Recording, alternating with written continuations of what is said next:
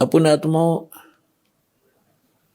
आप जी तो अभी बालक हो जाते मार्ग के, आपने तो अटपट सुन रखी नकली संतों की, और अब आपको ज्ञान सुन पता चलेगा। जैसे आप जी को एक अमेरिका की भविष्यवक्ता, अमेरिका की फ्लोरेंस की भविष्यवाणी सुनाई थी पिछले सत्संग में, और उसने क्या बताया है कि उस संत के ऊपर नक्षत्र से एक प्रकाश आ रहा लगातार, उसकी किरणें उसके मत्थे पर निरंतर बरस रही है। तो यह शक्ति सतलोक से सतपुरुष की, कबीर भगवान की दास के पास आ रही है, और उसी से दास आपको कनेक्शन दे रहा है, ये रियल पावर मिल रही है आपको। फिर वो क्या बताती है कि उसका चेहरा जो मैं देखती हूँ जैसे उसके चारों तरफ सूर्य उदय हो रहे हो। इस शरीर के अंदर एक और बॉडी है। जिन भी महापुरुषों को लेकर गए उनके यहाँ की बॉडी यहीं छोड़ गए, अंदर ऐसा ही शरीर है, वो ओरिजिनल यानी तो भक्ति से संग्रहित, भक्ति से चार्जड है वो। तो जैसे एक सर्प कांचली छोड़ देता है, अपने ऊपर की कैंचली त्याग जाता है, वह सर्प जैसी होती है लेकिन वो सर्प न्यारा है। ऐसे ही शरीर के अंदर ओरिजिनल जो बॉडी है वो अलग है, और उसका प्रकाश फिर उस सूक्ष्म शरीर से बाहर झलकता है। इसके बारे में गरीबदास जी कहते हैं, देही को सतगुरु कहें ये सब धुंधर ज्ञाने, चार दाग आता नहीं वाको सतगुरु जाने। इस शरीर की, इस बॉडी को सतगुरु जो मान रहे हैं वो तो अभी बालक है। इसके अंदर जो और शरीर युक्त वो सतगुरु है, वो मरता नहीं कभी। चार प्रकार के दाग हैं, अंतिम संस्कार चार प्रकार से किया जा रहा अपने यहाँ पर। एक तो दफना देते हैं, मिट्टी में गाड़ देते हैं ईसाई और मुसलमान भाई, और हिंदू और सिख संस्कार कर देते हैं। कुछ ऐसे हैं जो जल प्रवाह कर देते हैं उसको, मच्छी कीड़े मकोड़े खाकर उसके शरीर को दबा देंगे। और कुछ क्या करते हैं, एक मचान बना देते हैं ऊंचा, उस शव को उस पर डाल देते हैं, पशु पक्षी ऊपर के पक्षी आदि खा लेते हैं। तो चार प्रकार से अंतिम संस्कार यानी दाग दिया जाता है। तो परमात्मा कहते हैं, गरीबदास साहिब जी कहते हैं, इस देही को सतगुरु कहें ये सब धुंधर ज्ञान, और चार दाग आता नहीं वाकु सतगुरु जान। तो यहाँ क्या बता रहे हैं कि परमात्मा जब ऊपर लेकर गए गरीबदास जी को, तो परमेश्वर के शरीर से वहां जब उसने देखा ऐसी चमक थी, और धर्मराज अपने सिंहासन पर विराजमान था, न्यायाधीश। परमात्मा वहां प्रवेश किया, एकदम वो कुर्सी छोड़कर खड़ा हो गया, सिंहासन छोड़कर, और ऐसे जैसे एक उच्च अधिकारी के सामने बहुत निम्न सत्र का अधिकारी करबद्ध होकर के सावधान हो जाता है, और वो डांट लगाता है। उच्च अधिकारी छोटे अधिकारी को अपना आदेश देता है अपनी लैंग्वेज में, और वो सब स्वीकार्य करता है, जो एक शिष्टाचार होता है।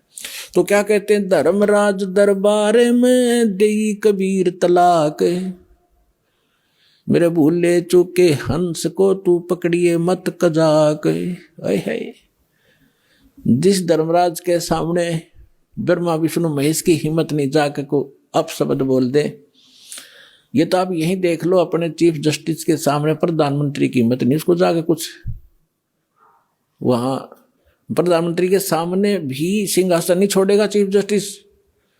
हाँ, राष्ट्रपति जब जाएगा उसने पद छोड़ना पड़ेगा राष्ट्रपति के लिए। हमारे राष्ट्रपति इतने सर्वमान्य होते। इसी प्रकार जब धर्मराज ने देखा कि राष्ट्रपति आगे यानी पूरी विश्व के मालिक एकदम कुर्सी छोड़कर खड़े हो गए, परमात्मा क्या कहने लगे, धर्मराज दरबार में देई कबीर तलाक, मेरे भूले चूके हंस को तू पकड़िए मत कजाक। कि मेरा हंस और गलती से नाम भी त्याग दिया हो, गलती से ना जान रहा हो, जानबूझ कर बकवाद करे, उसका तो माफी है नहीं। और किसी कारण से भी आपको ने नाम ले रखा है और आपका ना जान रहा है, फिर छोड़ छाड़ गए कुछ दिन, तो जब आपकी मृत्यु होगी तो परमात्मा कहते हैं आपको वहां ले जाया जाएगा धर्मराज के पास, तो क्या कहते हैं, आपने जो 2-4 साल भक्ति कर ली, 2-4 वर्ष दास के यथार्थ नाम की, तो इन सभी मंत्रों का जो जाप आप कर रहे हो शरीर के अंदर, ब्रह्मा जी, विष्णु जी, शिव जी, गणेश जी, दुर्गा जी का, इनकी बहुत सी भक्ति संग्रहित हो जाती है, क्योंकि ये बहुत गजब का मंत्र है। इसके आधार से फिर आपको कोई किसी को विष्णु जी के लोक में कुछ दिन जाना पड़ेगा, वहां अपनी पुण्य खत्म करोगे, फिर वहां से पुण्य खत्म होते ही आपको ब्रह्मा जी के लोक में भेज देंगे, वहां देवता बन करोगे, फिर विष्णु जी के लोक में, फिर शिव जी के लोक में, अपनी सारी पूंजी नाश करके और फिर नरक लोक में। अब परमात्मा कहते हैं, तो वहां जब धर्मदास जी को परमात्मा धर्मराज के दरबार में धमका रहे थे कि मेरे भूले चूके हंस को भी तो पकड़िए मत कजाक, खबरदार मेरे हंस को तूने, जिसने न्यू कह दिया कि मैं कबीर साहब का उपदेश ले रखा था, तो आपको पता ही होगा वो कौन सा नाम जाप कर रहा है, उसकी भक्ति से पता लग जाएगा, तो उसको पकड़ना नहीं। फिर क्या कहता धर्मराज, क्या कहते हैं, बोले पुरुष कबीर से धर्मराय कर जोड़े, तुमरे हंस को पकड़ूं नहीं मन 2 लाख करोड़े। ने बोला जी आपके हंस न मैं नहीं पकड़ सकता, मैंने दोहाई है, लाख करोड़ दोहाई। फिर क्या बताता, अपनी व्यवस्था, अपनी मजबूरी बता रहा है कि यहाँ का विधान है, जैसा कर्म जिसने किया है वो भोगना पड़ेगा। अब मेरे वो कागजों में होगा, तो यहाँ तो परमात्मा इस लिखत का हिसाब चलता है, जैसने जैसा कर्म किया वो भोगना पड़ेगा। आपकी शरण माने से पहले उस प्राणी ने जो आपसे बिछुड़ गया, उसके पाप भी होंगे, पुण्य भी होंगे, तो मुझे तो दोनों का ही दंड देना पड़ेगा। तो परमात्मा क्या कहते हैं, धर्मधारी जारी नरा और भांग तमाकू खाई, यानी पहले कितनी गलती कर रखी है इसने। मद आहारी शराब पीने वाले, यानी और भी बहुत सी गलतियां जो कर दी हों, तमाकू भांग खाते हों, और पर्दा पर घर तकें, दूसरे की पत्नी में पूरी नीयत रखते हैं, दूसरे के घर को तकते हैं, यानी चोरी दाव लगाते हैं, उनको पकड़ूं के नहीं। आपकी शरण माने से पहले जिन्होंने जो गलतियां ये कर रखी हैं दाता, उनको पकड़ूं के नहीं। मदहारी जारी नरा जो भांग तमाकू खाही, परदारा पर घर तकें जिनको लो अकनाही।